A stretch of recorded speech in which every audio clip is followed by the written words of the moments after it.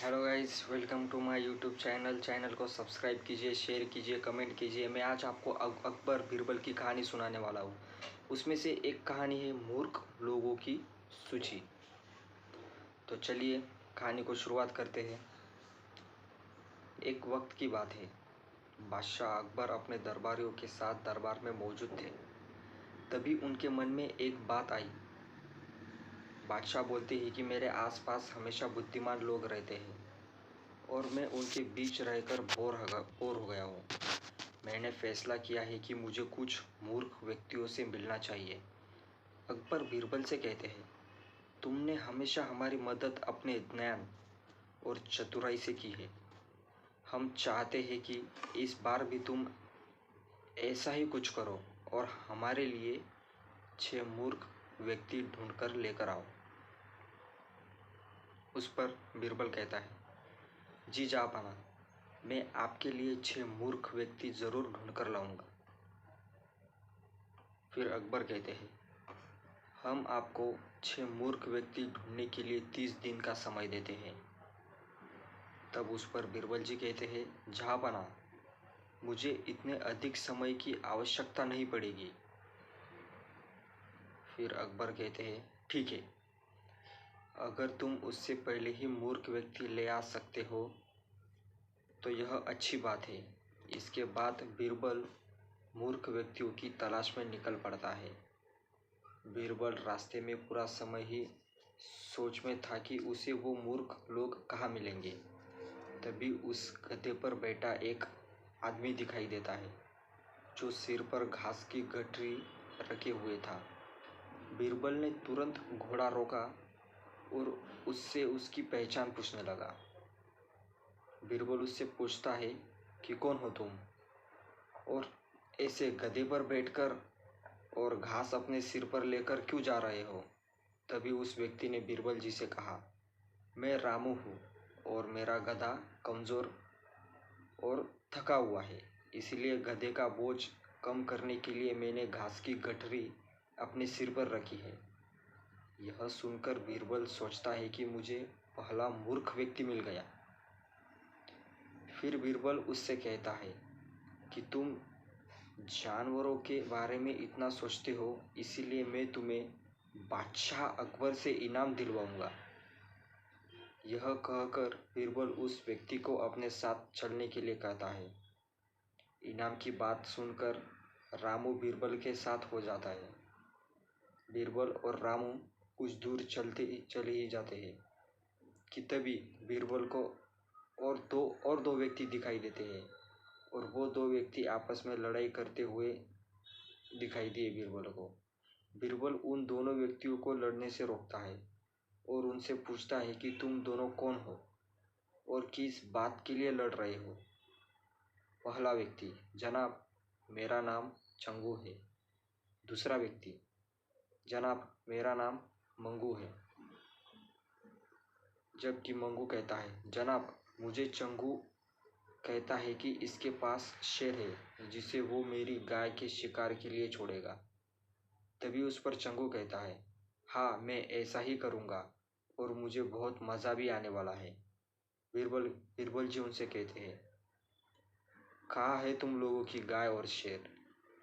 तब मंगू, जनाब, जब भगवान हमें वरदान देने आएंगे तो मैं उनसे गाय मांगूंगा और चंगू शेर मांगेगा, जिससे यह मेरी गाय पर छोड़ने के लिए बात कर रहा है। बीरबल, अच्छा, यह बात है। उनकी बातें सुनकर बीरबल को समझ आया कि वो दोनों मूर्ख व्यक्ति हैं। इससे यही समझ आता है कि बीरबल को और 2 मूर्ख व्यक्ति मिल गए।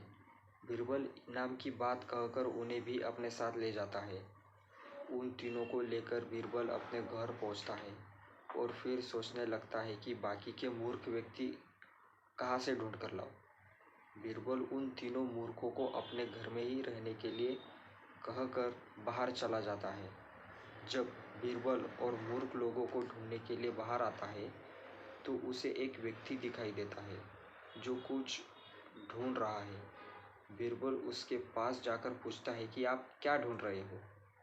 वो व्यक्ति बताती है कि जनाब, मेरी अंगूठी कहीं गिर गई है, जिसे मैं काफ़ी समय से खोज रहा हूँ, लेकिन मुझे नहीं मिल रही।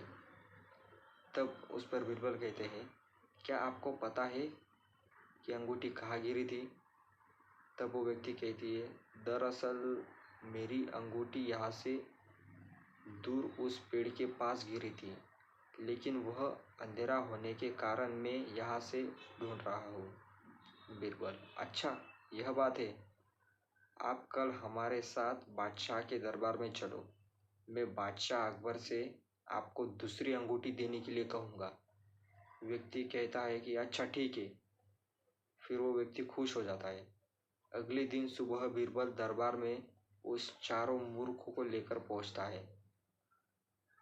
तब बीरबल कहता है, बादशाह अकबर, मैं आपके लिए मूर्ख व्यक्तियों को ढूंढकर लाया हूँ। उस पर अकबर कहते हैं, बीरबल, तुमने तो एक ही दिन में मूर्ख व्यक्ति ढूंढ लिए। क्या हमारे राज्य में मूर्खों की संख्या अधिक है और तुम्हें यकीन के साथ कह सकते हो कि ये मूर्ख है? बीरबल ने बादशाह से सारी बातें बताई। फिर अकबर कहते हैं कि ये तो केवल 4 ही लोग हैं, बाकी के 2 मूर्ख कहाँ गए? तब बीरबल कहते हैं, जहाँपना, यहाँ पर 6 मूर्ख व्यक्ति हैं। अकबर कहते हैं, यहाँ पर कहाँ है?